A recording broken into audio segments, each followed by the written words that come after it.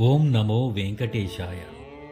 అఖిలాండకోటి బ్రహ్మాండ నాయకుడు, ఆది మధ్యాంతరహితుడు అయిన ఆ ఏడుకొండలవాడి దర్శనం జన్మజన్మల పుణ్యఫలం.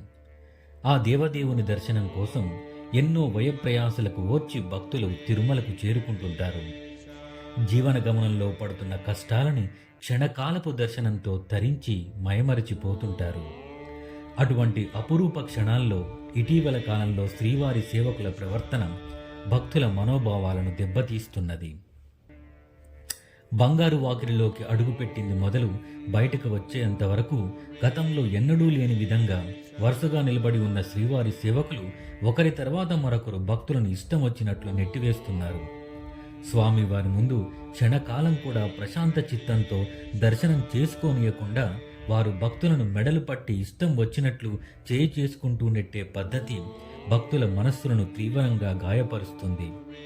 వారు శ్రీవారి సేవకులుగా కాకుండా బౌన్సర్లుగా ప్రవర్తిస్తున్నారు.